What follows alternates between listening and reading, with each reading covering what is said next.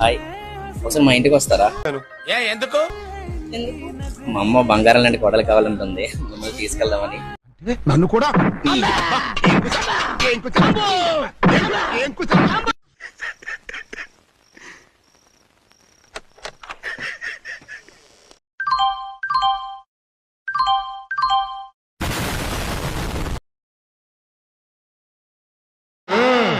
మొదలు పెడదామా?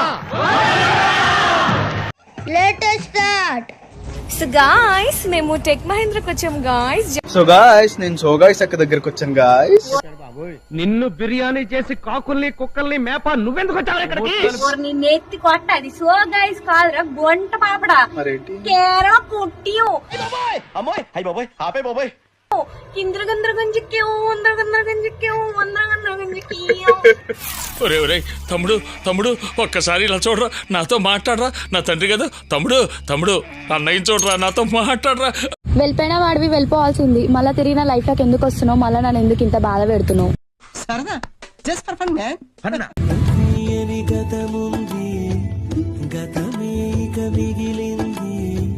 చింటూ ఒకసారి అడిగి చూడు. అదెవరో కనుక్కో, నాకు కావాలి. నీకోసం నా ప్రేమనే కాదు నా ప్రాణం కూడా రాసిస్తా. నీకోసం నా ప్రేమనే కాదు నా ప్రాణం కూడా రాసిస్తా.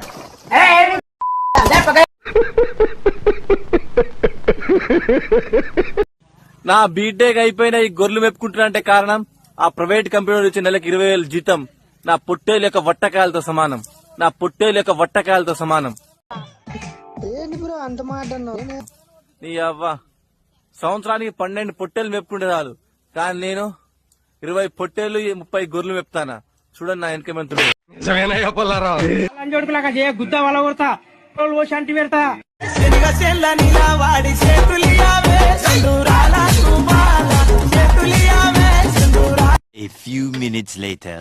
ఓ పచ్చికారం ముద్ద, ఓ ఎండుకారం ముద్ద, ఓ గాజు పెంకుల ముద్ద, మూడింటిని మిక్స్ చేసి ఇది వాడండి. అరుపులు ఆంధ్రప్రదేశ్ అంతా వినిపియ్య. డబ్బులుంటే ఇస్తావా? నెల రోజుల్లో తిరిగిస్తా.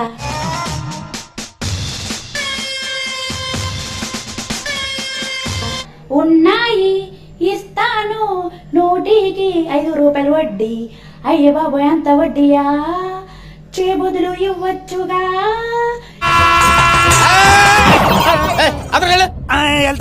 ఒప్పేసుకోరా, అమ్మలా చూసుకుంటాను.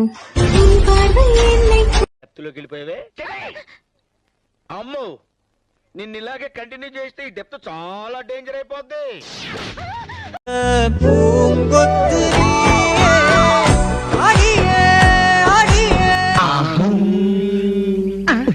నోరే పడిపోయింది. ఎవరో పట్నం లేడీ.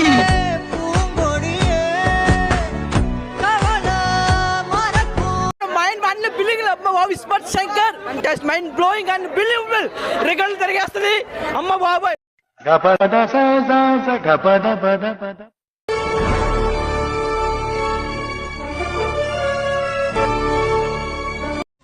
ఎటువంటి డ్రెస్సులు వేసుకుంటాను, ఏం హాలత్ అయిపోయింది.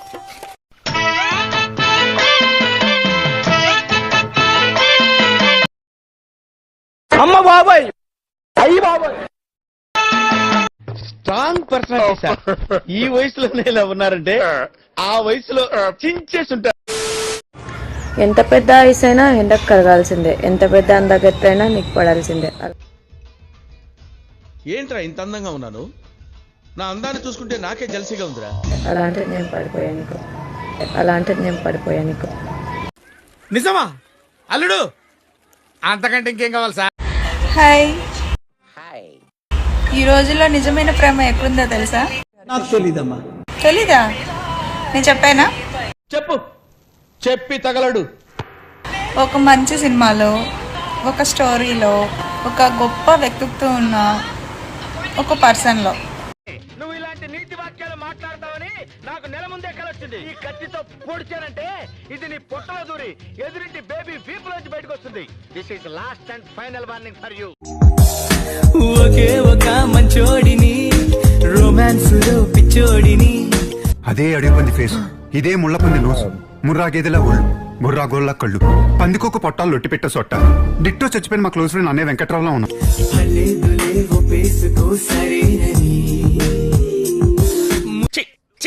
ఏది బాబ్జీ ఇదే? ఏది టార్చర్ మనకే?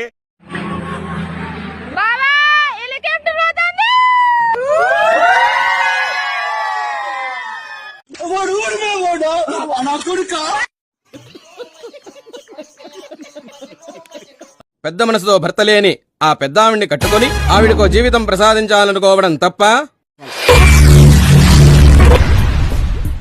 ఈ పాపనే చూడలేదు, నేను చచ్చిపోతా.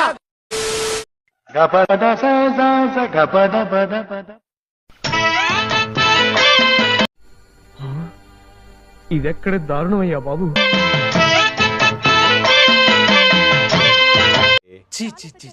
కామాంధుడు.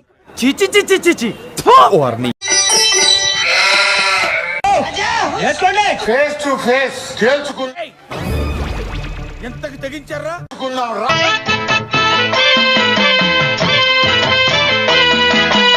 అందరి ముందు పరుగు పోయిందిగా, ఇంకెలా తలెత్తుకుంటాం?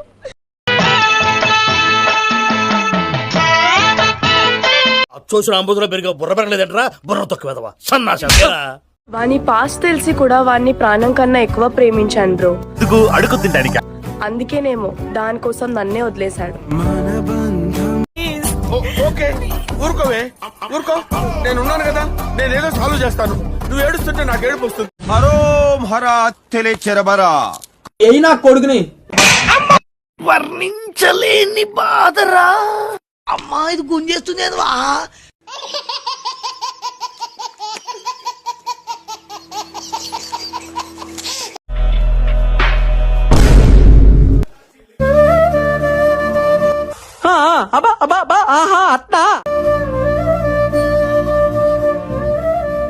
థ్యాంక్స్ అన్న కాపాదనందుకు.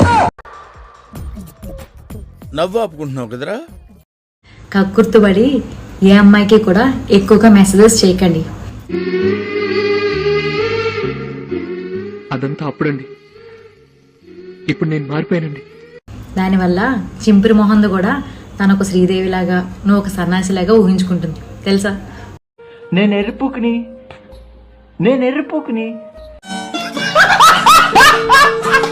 పెళ్లి కొడుకు నా మనసుకు నచ్చేలా ఉండాలి, మనసుకు నచ్చేలా ఉండాలి, నాకు నచ్చాలి. ఇదేంటి తేడాగాడులో ఉన్నాడు?